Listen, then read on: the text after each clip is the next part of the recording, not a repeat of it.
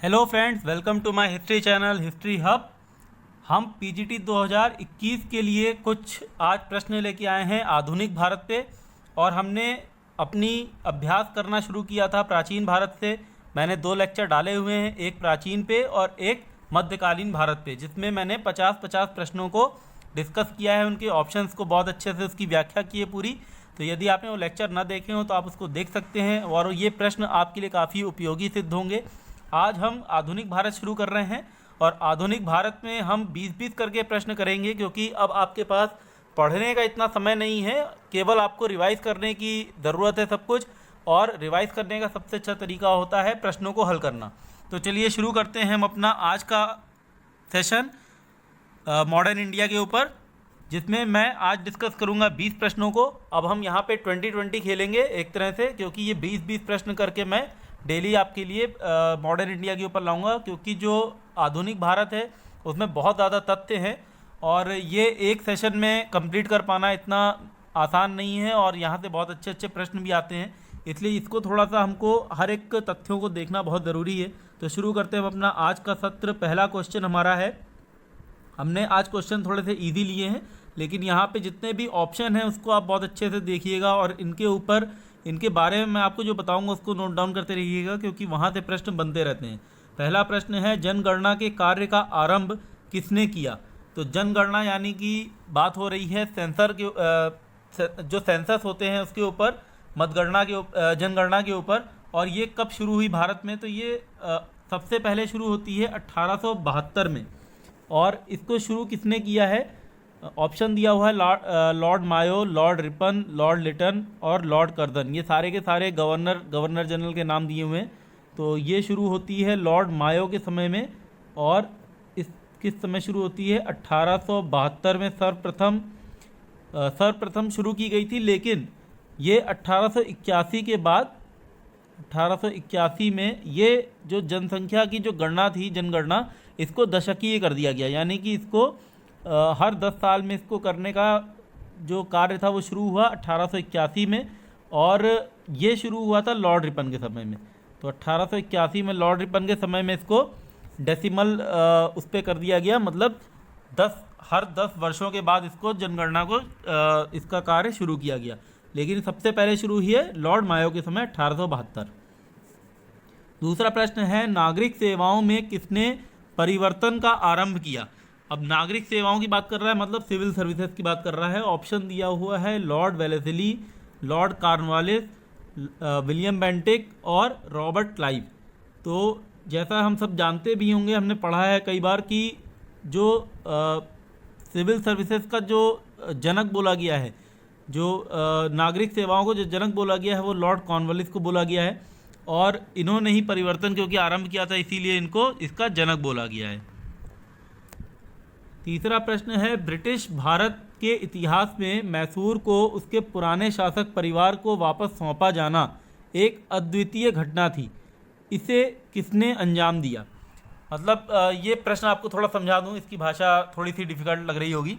तो ये प्रश्न आपसे ये पूछ रहा है कि जो मैसूर के साथ जो ब्रिटिश का जो रिलेशन रहा है, उसमें एक ऐसी घटना हुई है कि मैसूर को उसके पुराने शासकों को लौटा दिया गया, यानी कि जब टीपू सुल्तान के साथ वगैरह सब कुछ हो गया था, युद्ध खत्म हो चुके थे, ये बहुत बात की बात कर रहा है, ये लौटा दिया गया। और ये अद्वितीय घटना इसलिए बोल रहा है क्योंकि इससे पहले कभी ऐसी कोई घटना हुई नहीं ब्रिटिश काल के समय कि ब्रिटिश ने किसी राज्य को उसके जो शासक परिवार है उसको लौटाया हो। तो ये किसने अंजाम दिया, आपसे ये पूछ रहा है। कौन उस समय जो है गवर्नर जनरल रहा होगा, किसके समय में ये घटना घटी है? तो ये जो घटना घटी है, ये घटी है लॉर्ड रिपन के समय में। और ये इसके बारे में थोड़ी सी और जानकारी आपको दे दूं, विलियम बेंटिक के समय में 1831 में विलियम बेंटिक जब यहाँ के गवर्नर थे, तो उस समय गवर्नर जनरल के समय में, विलियम बेंटिक के समय में, जो मैसूर है इसको कुशासन के आधार पर अंग्रेज़ों ने इसको विलय कर लिया था अपने साम्राज्य में। तो कुशासन के आधार पर जब इन्होंने विलय किया अपने साम्राज्य में 1831 में, उसके बाद कहीं जाके जो लॉर्ड रिपन है, इनके समय 1881 में मैसूर को उसके शासक परिवार को दिया गया, यानी कि करीब करीब 50 वर्ष के बाद उसके शासक को लौटाया गया। तो ये अद्वितीय घटना इसीलिए बोला है क्योंकि इससे पहले कभी ऐसी कोई घटना नहीं हुई कि अंग्रेज़ों ने किसी प्रांत को अपने में विलय किया हो और उसको वापस लौटा दिया हो। चौथा प्रश्न है, भारत में पुर्तगाली बस्तियों का पहला गवर्नर कौन था? अब ये 4 नाम दिए हुए हैं, ये चारों के चारों पुर्तगाली हैं। Vasco D gamma, Francisco de Almeida, Albuquerque और नीनो डी कुना। तो ये प्रश्न बहुत ही इजी सा लग रहा है आपको, इसमें कुछ है नहीं। इसका जो आंसर हो जाएगा ये हो जाएगा बी, फ्रांसिस्को डी अल्मीडिया। लेकिन अब मैं आपको यहाँ से थोड़ी सी अपने स्टाइल में एक चीज़ बताना चाहता हूँ। ये जो फ्रांसिस्को डी अल्मीडिया है, इससे बहुत ज़्यादा प्रश्न बनते हैं। प्रश्न बनते कैसे हैं वो आप देख लीजिए। पहले बात तो ये कि 1505 से लेके और 1509 तक गवर्नर रहा है पुर्तगाली बस्तियों का भारत में, और इसकी एक पॉलिसी थी जिसको हम बोलते हैं ब्लू वाटर नेवी। तो इसका प्रश्न सीधा सीधा ब्लू वाटर नेवी से भी एक सीधा सीधा प्रश्न आता है कि ये ब्लू वाटर की जो पॉलिसी है, ब्लू वाटर नेवी, ये किसकी है? तो ये फ्रांसिस्को डी अल्मीडा की दी हुई है।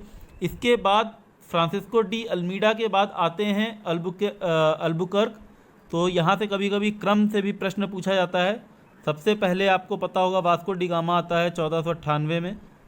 उसके बाद आ गए फ्रांसिस्को डी अल्मीडा। उसके बाद जो अल्बुकर्क हैं, फ्रांसिस्को डी अल्मीडा के बाद 1509 में, 1509 से लेके और 1515 तक अल्बुकर्क रहते हैं। और यहाँ से प्रश्न आता है कि इनको कभी आपको नाम दे देंगे और बोलेंगे कि कालक्रम में व्यवस्थित करो। तो सबसे पहले आपके आ गया वास्को डी गामा, और क्योंकि वो गवर्नर नहीं था इसलिए हम जो गवर्नर का काल देखते हैं वो देखते हैं फ्रांसिस्को डी अल्मीडा से। उसके बाद अल्बुकर्क आ गए, और अल्बुकर्क के बाद आता है नीनो डी कुना। नीनो डी कुना आते हैं इसके बाद। और नीनो डी कुना जो हैं ये पुर्तगाली राजधानी को कोची से गोवा ले आते हैं। मतलब इनके समय में जो घटना घटी है वो है कैपिटल ट्रांसफ़र होने की। और यहाँ से भी प्रश्न आता है कि गोवा जो है वो कौन सा पुर्तगाली गवर्नर अपनी राजधानी को कोची से गोवा ले गया? तो इसका ऑप्शन हो जाएगा आपका फिर नीनो डी कुना। तो ये जो चारों के चारों गवर्नर हैं ये पढ़ना बहुत महत्वपूर्ण है, क्योंकि अगर प्रश्न आया पुर्तगाली गवर्नर से तो इन्हीं 4 में से कहीं ना कहीं से आएगा। और इसलिए ये पढ़ना आपको, इनके साथ जो घटनाएँ घटी हैं वो रिवाइज़ करना बहुत ज़रूरी था। इसलिए मैंने ये प्रश्न को केवल इसलिए डाला था जिससे कि आपको जो साथ में जो घटनाएँ घटी हैं वो मैं बता सकूँ। तो ये प्रश्न इस तरह से चलते रहेंगे, आप हमारे साथ अंत तक जुड़े रहिए। बहुत सारे और भी ऐसे तथ्य आपको जानने को मिलते रहेंगे।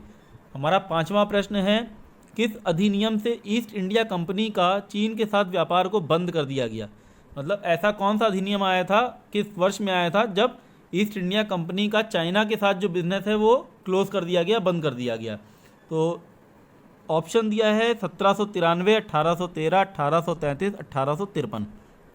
इसका आंसर हो जाएगा 1833, क्योंकि जो 1853 का जो अधिनियम आया था उसमें कंपनी के बाकी सारे बिजनेस की जितने उनके राइट थे वो सब ख़त्म कर दिए थे। अदर देन उनको बोला था कि आप चाइना के साथ व्यापार कर सकते हैं, आप चाय का व्यापार कर सकते हैं, और आप अफीम का व्यापार कर सकते हैं, यानी ओपियम का व्यापार कर सकते हैं।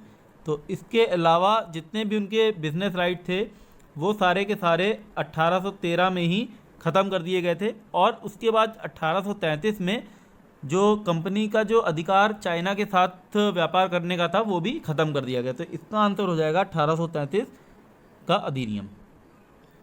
छठा प्रश्न है, इनमें से कौन सी डच बस्ती नहीं थी? माहे, बालासोर, चिंसुरा, नागपट्टनम।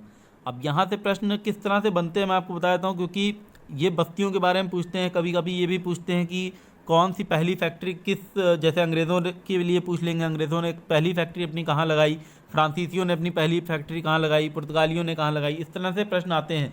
तो ये अंग्रेजी बस्ती डच बस्ती के ऊपर आया हुआ है। तो इसमें ज़्यादा कुछ सोचने वाला नहीं है। जो माहे जैसी आप देखेंगे ये है पौंडीचेरी का हिस्सा, पौंडीचेरी से रिलेटेड है। और पौंडीचेरी जो है ये रहा है फ्रांस के अधिकार में हमेशा। तो जब भी आप इस तरह से प्रश्न देखें तो इसको इस तरह से रिलेट करके याद कर सकते हैं। माहे जो है वो पौंडीचेरी का हिस्सा है और पौंडीचेरी जो है फ्रांस के अधीन रहा, तो यहाँ पे डच बस्ती होने का सवाल नहीं उठता। बाकी सारी की सारी डच बस्ती रही हैं। माहे जो है ये फ्रांस के अधीन रहा है, ये फ्रांसीसी बस्ती थी।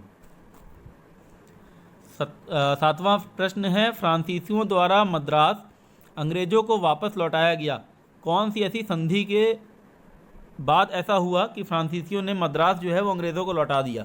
अब ये बात कर रहा है आपसे प्रथम कार्नाटिक युद्ध की। प्रथम कार्नाटिक युद्ध होता है, उसका भी कुछ रीज़न है और ये थोड़ा सा इंटरनेशनल पॉलिटिक्स है। मैं थोड़ा सा यहाँ पे क्लियर कर देता हूँ आपको। ये जो यूरोपीय महाशक्ति हैं दोनों की दोनों, जो कि फ्रांस है और एक तरफ ब्रिटेन है, ये जब यूरोप में कुछ ऐसा इनका युद्ध होता था तो उसका असर इनकी जितनी भी कॉलोनीज़ होती थी ऑल ओवर द वर्ल्ड, वहाँ पे इसका असर होता था और वहाँ पे जो कंपनीज़ हैं वो आपस में एक दूसरे से लड़ती थी। तो इस समय की बात हो रही है, ये हो रही है कुछ 1746 की बात, 1746 की बात हो रही है, जिस समय यूरोप में फ्रांस और ब्रिटेन के बीच में ऑस्ट्रिया के उत्तराधिकार को लेकर युद्ध छिड़ा हुआ था। तो जब वो वहाँ पे युद्ध करते हैं तो उसका परिणाम ये होता है कि भारत में जो कॉलोनीज़ हैं फ्रांस और ब्रिटिशर्स की, ये आपस में लड़ती हैं और फर्स्ट कर्नाटिक वॉर होता है। तो अब जब वहाँ पे कुछ ऐसी संधि हो जाती है इंटरनेशनल, जब वो वहाँ पे पीस हो जाती है तो यहाँ पे भी शांति हो जाती है। तो ये पूरी की पूरी जो घटना है ये घटी है और ये संधि जो हुई है वो है, इसको बोलते हैं एक्सला शेपेल की संधि। 1748 में हुई थी ये, और इसी की वजह से जो प्रथम कार्नाटिक युद्ध है वो ख़त्म हो जाता है। तो ये रिलेटेड है किससे? First Carnatic war, first Carnatic युद्ध से संबंधित है। एक्सला शेपेल, ये भारत में नहीं हुई है संधि, बस हमें ये याद रखना है, ये संधि हुई है यूरोप में, उसका असर हुआ है भारत में, जिसकी वजह से फ्रांस ने जो मद्रास पे अधिकार कर लिया था वो अंग्रेज़ों को वापस लौटा दिया। अब ये जो दूसरी बाकी संधियाँ दी हैं उसके बारे में थोड़ा सा बता देता हूँ आपको। ये पौंडीचेरी की जो संधि हुई है ये हुई है सेकेंड कर्नाटिक वॉर में। सेकेंड कर्नाटिक वॉर में पौंडीचेरी की संधि हुई। सालाबाई की संधि के बारे में हम आगे पढ़ेंगे, इसलिए मैं अभी नहीं बता रहा। मैंगलोर और साराबाई की संधि हम आगे पढ़ेंगे जब हम मराठों के बारे में, एक प्रश्न यहाँ पे है डाला हुआ, उसके बारे में देखते हैं। 8वां प्रश्न है, ब्रिटिश ईस्ट इंडिया कंपनी के बारे में असत्य कथन पहचाने। पहला है, 1609 में कैप्टन हॉकिंस सूरत में फैक्ट्री खोलने की अनुमति लेने के इरादे से जहांगीर के दरबार में आया। दूसरा है, जहांगीर ने पहले तो अनुमति दे दी परंतु बाद में पुर्तगालियों के दबाव में आकर मना कर दिया। तीसरा है, जब अंग्रेज़ों ने स्वाली में एक पुर्तगाली बेड़े को हरा दिया तब जहांगीर ने अंग्रेज़ों के हक में फरमान जारी किया। चौथा है, पुर्तगाली बेड़ा थॉमस रो के नेतृत्व में गया था। तो इसमें से हमको पहचानना है कि गलत क्या है। तो जो पूरी की पूरी घटना है वो इस तरह से घटी है कि जहांगीर के समय में जब कैप्टन हॉकिंस आते हैं सूरत में फैक्ट्री खोलने की अनुमति लेने, तो पहले जहांगीर उनको दरबार में जब वो पहुंचते हैं तो उनको अनुमति दे देता है फैक्ट्री खोलने की, लेकिन बाद में जो पुर्तगाली हैं वहाँ पे उनका बहुत ज़्यादा प्रभाव होता है उस समय जहांगीर के ऊपर, क्योंकि उनके पास एक शक्तिशाली नौसेना है और मुग़ल जो साम्राज्य था उनके पास नौसेना की ऐसी कोई ज़्यादा शक्ति नहीं थी।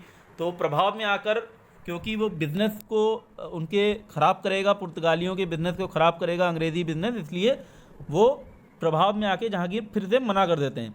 लेकिन जब ऐसी घटना होती है, सूरत के पास अंग्रेज़ी जो नौसेना है वो पुर्तगाली बेड़े को हरा देती है, तो उस समय जहांगीर जो है अंग्रेज़ों से काफ़ी प्रभावित हो जाते हैं और उनके हक़ में फरमान जारी करते हैं। लेकिन ये जो पुर्तगाली बेड़े को जो हराने की जो बात चली है ये थॉमस रो के नेतृत्व में नहीं हुआ है, तो इसलिए ये डी वाला गलत हो जाता है। थॉमस रो के नेतृत्व में नहीं हुआ है, ये होता है थॉमस वेस्ट के नेतृत्व में। तो ये हमें याद रखना है, थॉमस वेस्ट। अब ये प्रश्न देखिए कितना अच्छा था, इसमें सब कुछ आपको पढ़ते चले जाएंगे, आपको एकदम से समझ में नहीं आएगा, नाम ही गलत दिया हुआ है बस, और कुछ भी गलत नहीं है इसमें। 9वां प्रश्न है, बसीन की संधि किस युद्ध से संबंधित है। अब ये बसीन की संधि भी बोलते हैं इसको, वसई की संधि भी बोलते हैं इसको, और ये ये द्वितीय आंग्ल मराठा युद्ध से संबंधित है। वसई की संधि ये हुई थी 1802 में।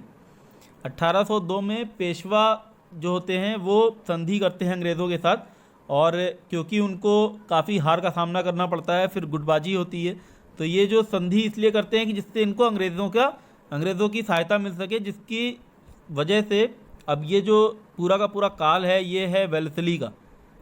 लॉर्ड वेलेस्ली जो कि जाने जाते हैं किसके लिए, जो कि जाने जाते हैं अपने सब्सिडरी अलायंस यानी कि सहायक संधि के लिए।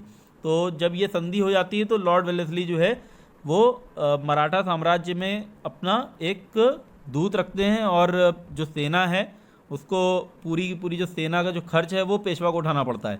इसके बाद बहुत सारी और भी संधियाँ होती हैं आगे चल के, और ये जो द्वितीय आंग्ल मराठा युद्ध है ये जाके फिर ख़त्म होता है 3 साल के बाद। और बहुत सारी और भी संधियाँ जैसे होती है, जैसे मैंने बताया आपको देवगढ़ की संधि है, राजघाट की संधि जाके 1805 में होती है, 1805 में होती है राजघाट की संधि। तब ये जाके कहीं जो द्वितीय आंग्ल मराठा युद्ध है वो ख़त्म होता है। 10वां प्रश्न है, किसने टीपू सुल्तान के विरुद्ध निज़ाम और मराठों के साथ त्रिपक्षीय संधि संपन्न की। तो ये बात कर रहा है अंग्रेज़ों की ही, और किसने संपन्न की तो ये है किस समय की बात हो रही है, देखिए आप, ये हो रही है लॉर्ड कॉर्नवालिस की समय की बात। लॉर्ड कॉर्नवालिस जो है 1700, ये बात हो रही 1790 और 92 की, 1790-92 में जब तीसरा मैसूर के साथ जब युद्ध लड़ा गया, ये उससे पहले की बात है। सुल्तान के विरुद्ध जो निज़ाम थे उस समय और मराठे, उन दोनों की दृष्टि जो है वो टीपू सुल्तान के विरुद्ध थी और वो टीपू सुल्तान को दुश्मन की तरह से अभी आंक रहे थे। उसका फ़ायदा उठाया है लॉर्ड कॉर्नवालिस ने, और उसका फ़ायदा उठा के उसने निज़ाम और मराठों को अपनी तरफ कर लिया, एक संघ बना लिया। और इसी युद्ध में कॉर्नवालिस ने कहा था कि मैंने अपने जो मेरे साथी हैं उनको शक्तिशाली बनाए बिना अपने जो दुश्मन थे उनको कमज़ोर कर दिया या उनको अपंग कर दिया। क्योंकि जो तीसरा जो आंग्ल मैसूर वॉर होता है, युद्ध होता है टीपू सुल्तान के बाद, इसके बाद जो संधि होती है श्रीरंगपट्टनम की, उसमें टीपू सुल्तान को अपना आधा राज्य देना पड़ जाता है।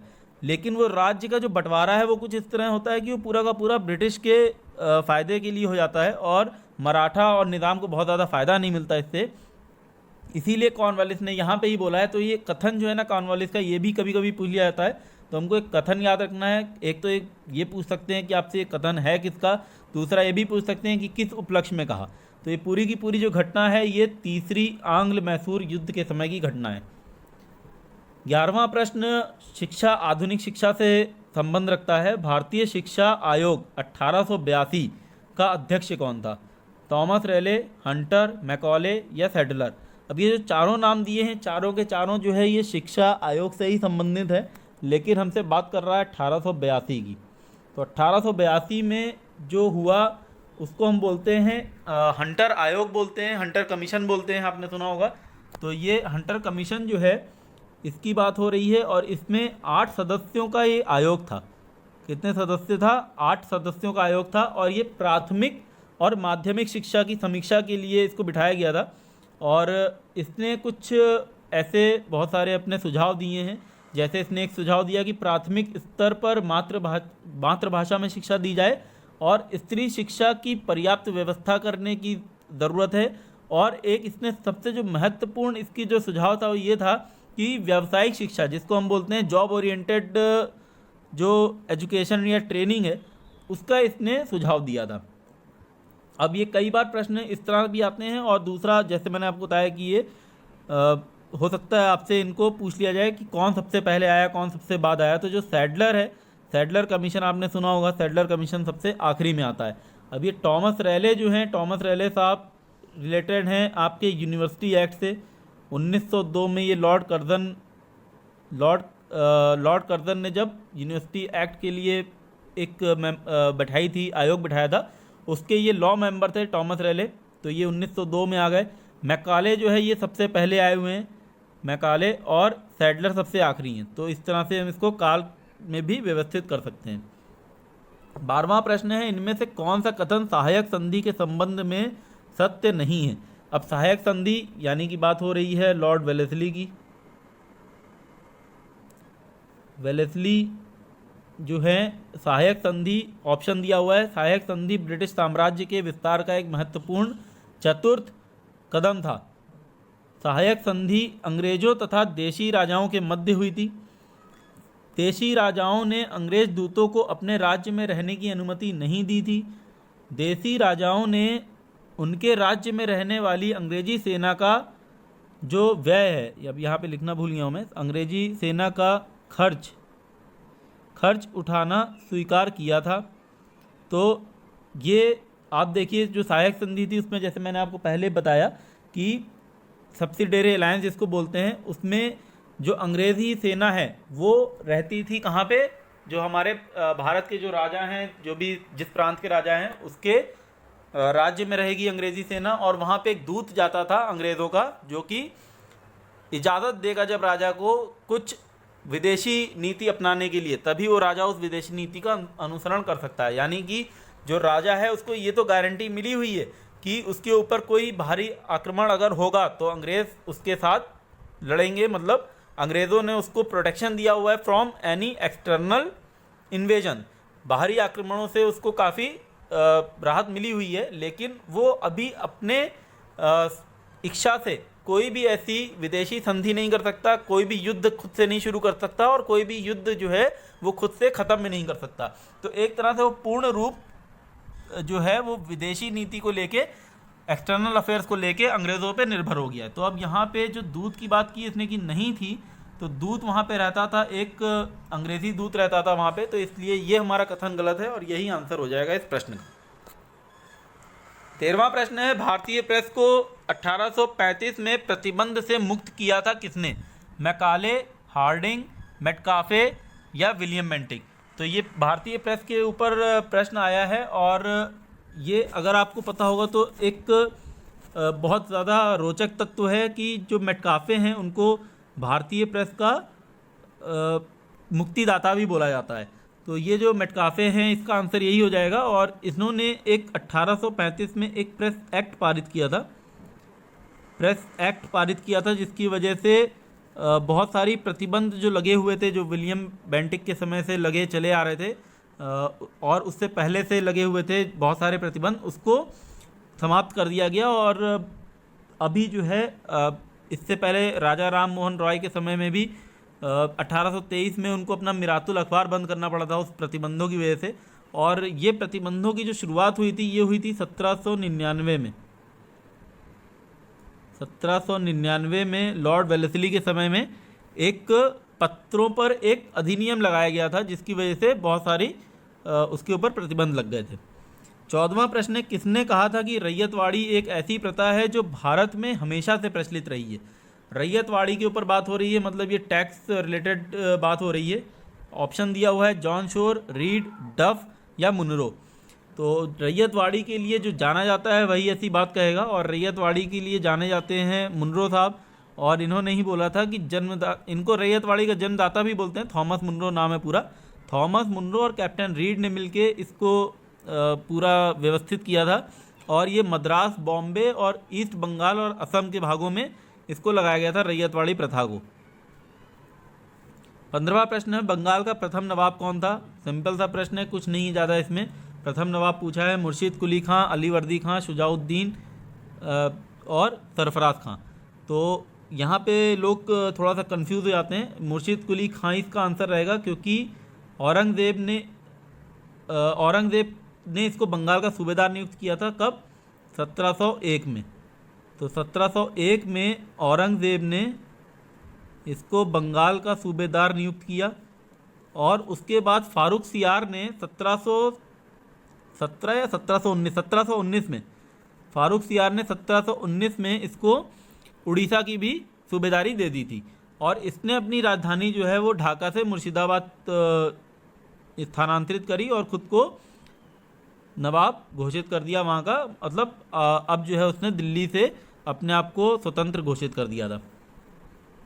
16वां प्रश्न है, बंगाल विभाजन के बाद पूर्वी बंगाल का प्रथम गवर्नर कौन था?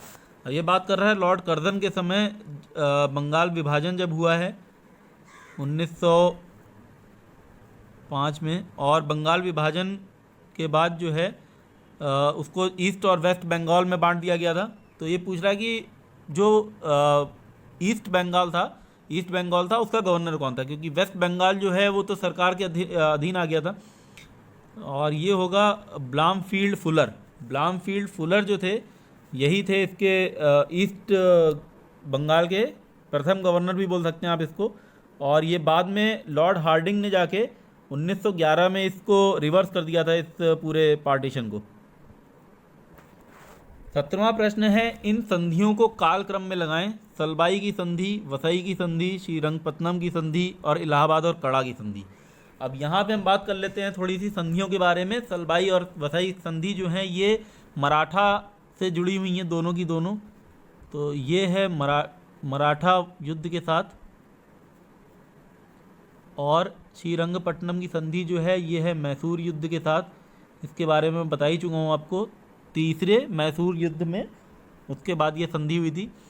इलाहाबाद और कड़ा की संधि के बारे में थोड़ा सा बात करते हैं। ये बक्सर का जब युद्ध हुआ था 1764 में, 1764 में बक्सर के युद्ध के बाद 1764-65 में ये संधि हुई है।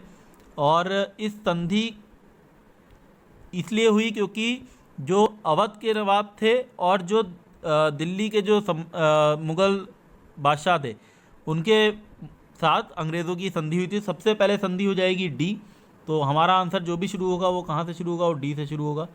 इसके बाद अगर हम देखें तो जैसे मैंने आपको बताया सलबाई की संधि जो थी वो ऐसी संधि थी जिसने प्रथम जो मराठा युद्ध है, प्रथम एंग्लो मराठा वॉर जो था उसको समाप्त कर दिया था। और इसके बाद 20 साल का हमको शांति का समय दिखता है। और ये संधि जो हुई थी ये हुई थी 1782 में, तो 1782 में हुई थी।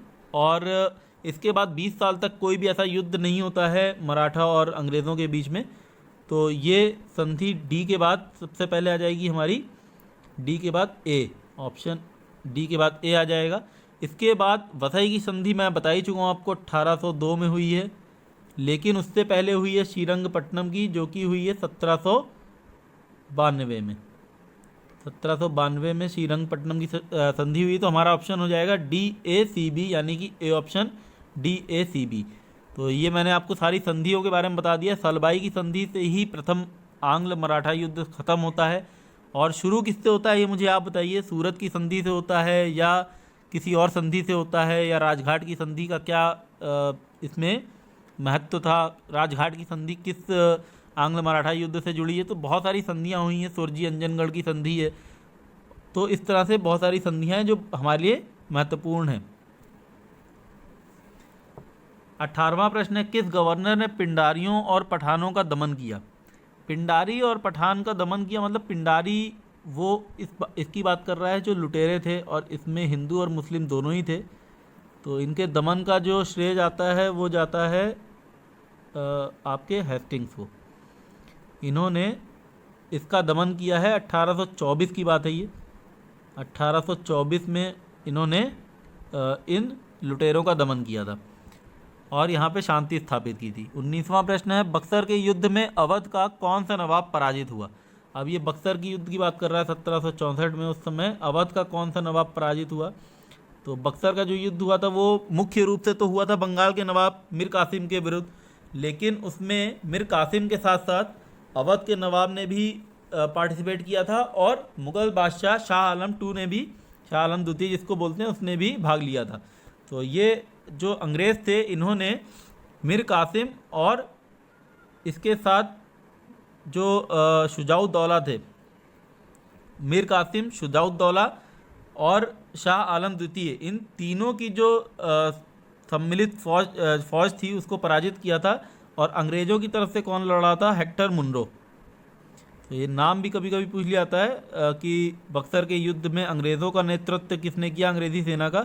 तो हेक्टर मुनरो ने अंग्रेज़ी सेना का नेतृत्व किया था और इसने शुजाउद्दौला और मीर कासिम और शाह आलम द्वितीय की फ़ौज को हरा दिया था। हालांकि शाह आलम द्वितीय उस समय खुद ही निष्कासित थे, तो हम ये ऐसा नहीं कह सकते कि दिल्ली की फ़ौज को हराया, लेकिन हाँ शाह आलम की खुद की कुछ छोटी मोटी टुकड़ी रही होगी जिसने भाग लिया था और जो हार गई, जिसके बाद कड़ा और इलाहाबाद की फिर संधि देखने को हमको मिलती है। यह हमारा आज का आखिरी प्रश्न है, 20वां प्रश्न प्लासी के युद्ध के ऊपर है। प्लासी के युद्ध में सिराजुद्दौला के साथ विश्वासघात करने वाले दो व्यक्ति कौन थे।